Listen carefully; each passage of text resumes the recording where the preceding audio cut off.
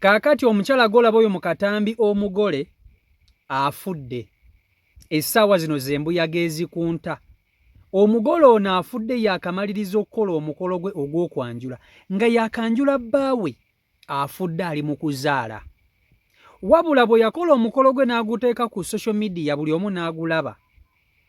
Waliwo omukyala eyakomentinga ku vidiyo ze n'agamba nti togenda kweyagalira mu maka gano. Abaana bange ogabasuuzizza wabula nawe nja kukuteeka mu ttaka. Wuliriza. Nga sinnaba kutuusako vidiyo eno nkusaba ogimpereka like. Etambule tuke ku buli muntu. Baganda bange mbabuulire. Bwe kiba kisoboka ng'ogenda kukola omukolo kyandibadde kirungi nnyo ne mweganga ebyaddala. Nkimanyi muli basabi, Katonda simuwakanya, naye essaala enkalu ne Katonda ayamba yeeyambye. Katonda ayamba yeeyambye. Emikolo gyonna gye mukola mufe okulaba nga nammwe mweganga. Okweganga si musango. Kasita oba nga tolina muntu gw'olumizza oba gw'okosa, bannange mwegange.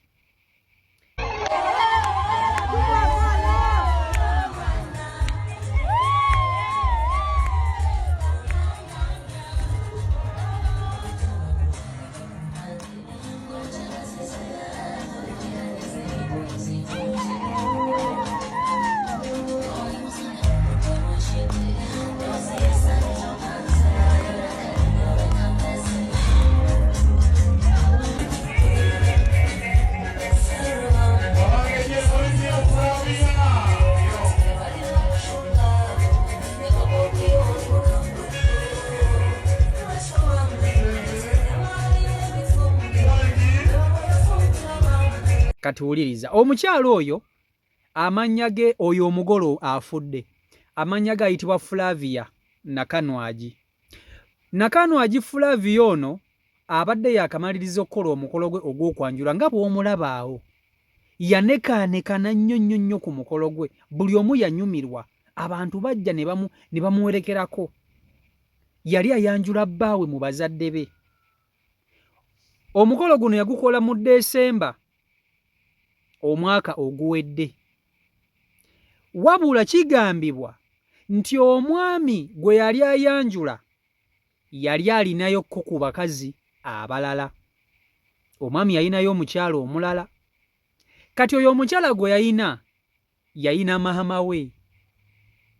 Ono Flavia bwe yakola omukolo yagupostinga ku social media. Bw'agupostinga ku social media buli omu yagulaba. Kubanga ebiseera ebisinga abantu bapostinga ku social media ogezaako okunyumirwa ekintu kyabwe n'okuki-expressinga eri abantu abalala. Mu baakomentinga ku mukolo gwe ku social media mulimu omukyala eyagamba nti abaana bange obalemesezza eddya nnyabo. Nkulaba oli musanyufu ku mukolo gwo naye nkulayirira togenda kweyagala mu maka gano. Nja kukomyayo. Bwe kitaasoboke nja kuteeka mu ttaka. Omukyala yakomentinga bwatu bwe yagamba. Bino byonna ng'abikomentinga kuki? Ku vidiyo ono Flavia ze yapostinga ku social media ez'omukolo gwe. Munnange ebbanga nga lyetooloola.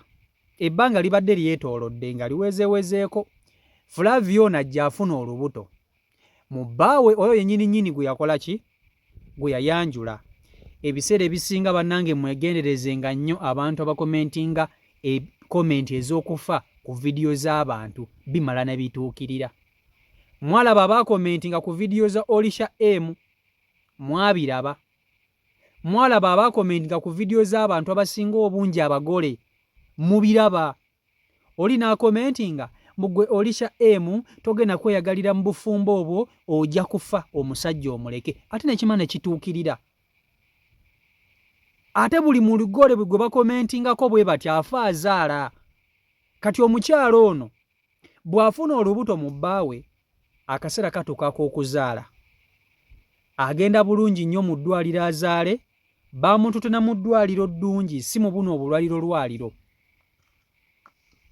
Eddwaliro lye baamututtemu yafudde ali mu kuzaala. Omukolo gwe gwakaggwa. Obufumbo tabuluddeemu, tanyumiddwa ssanyu lya bufumbo, tawulidde ku ssanyu lya mwana. Mukazi wattu n'afiira mu ssanya ng'ali mu kuzaala. Abantu abalina akalimi akabi bayitirivu nnyo ku mutala ogwa social media. Kyandibadde kirungi nnyo n'oba ng'ogenda kukola omukolo gwonna n'obako n'engeri gye weegangamu. Mbabuulira ebintu bino mubigyemu okubalata n'okusaaga. Ensi bwe yatuuka yatabuka. Ensi bwe yatuuka yatabuka. Nze lwaki mbaleetera ebintu bino? Mu abanda bamujja kukola emikolo ate mubiraba ebituukawo. Bino ebintu bituuka ku bantu so si ku nsolo. Bantu bannammwe babakola bino. Be babakola bino. Kati omukazi wuno baamusse, baamutidde mu ssanya. Ne bamulesa obufumbo bwe bupya bw'abaddeyo akagendamu. Ne bamulesa essanyu ezzadde, essanyu ly'omwana we eryabaddeyo akafuna. Tanyumiddwa na ku mwana. Tanyumiddwa na ku mwana. Ebyo bye mbagamba. Bw'okera ku makya n'ogenda ne weeganga. Teri Katonda talina wagenda kukunenyeza. Nti lwaki weeganze? Katonda anenya abo abakozesa obubi ebintu. N'ogenda n'otandika okuloga abantu abalala, n'ogenda n'otandika okusiraanya abantu, naye bw'oba ng'onoonya mirembe. Ffenna ku nsi kuno tunoonya mirembe. Osobola okusaba emirembe ne gigaana okujja. N'osaba naye ne kigaana. Nga ky'olina okukola ky'olina okugenda mu mpewo bajjajja bayingire mu nsonga zo. Mbabuulira. Mbagambye Olisha M muganda w'omulongo babiri Essaala bw'ati naye bwe yafa. Yakola omukolo gwe omukazi n'akomenti nga n'agamba mutukaabizza amaziga naye nammwe mujja kkaaba. Kakazi ggwe tojja kweyagalira mu bufumbo obwo. Olisha M yafiira mu ssanya ng'azaala. Teyalwala, teyakola biki. Kati noono Flavia kye kyatuuseewo. Yafiiridde mu ssanya ng'azaala. Mwegenderezenga nnyo komenti z'abantu abapostinga ku mikolo gyammwe. Abagole bafa nnyo nnyo nnyo. Mmwe temwebuuza lwaki abagole bakazi bokka be bafa. Mbuulirayo omugole omusajja gwe baali basse. Mukazi munno obusungu agenda buteeka ku ggwe, tagenda buteeka ku bbaawe. Nenze ngamba okutta mukazi munno loga bbaawe akomewo. Lwaki otwala obulamu bwa munno? Munno gw'ogenda okutta omusajja tagenda kukomawo gy'oli. Ekintu nga si kikyo tekiba kikyo. Tekiba kikyo. Bakazi mmwe abalina emitima emibi mulina okukimanya ekyo. Kiki ekikuttisa munno? Kiki ekikuttisa munno? Mbuuza. N'okkakkana ku mwana w'abandi n'omulesa essanyu lye. N'okkakkana ku mwana w'abandi n'omuttira mu ssanya. Kale Mukama Katonda talibasonyiwa.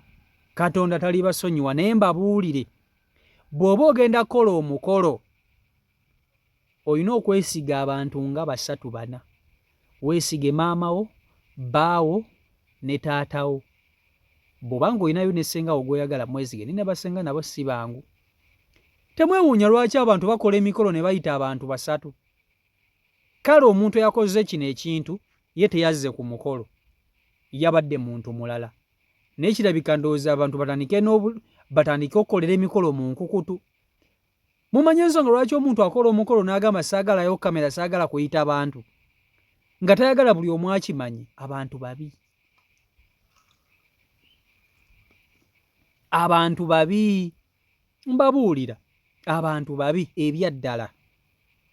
So n'olwekyo twegenderezenga nnyo nnyo nnyo. Ensi bwe yatuuka yatabuka.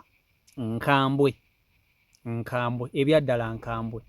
So n'olwekyo mukazi wattu nga bw'omulaba awo teyasobodde kufuna ku ssanyu. Yafudde, teyalabye ku ssanyu yadde n'akamu. Naye Omukama bw'atyo bw'agera. So bibyo biri ku sayidi eyo. CEO Michael Uganda YouTube channel kwoli. Ndowooza tusinkane olunaku olw'enkya Omukama Katonda ng'asazeewo. Mbaagala nnyo mwena abeekumira ku mukutu. Mubeere bulungi. Mweraba. Peace and love.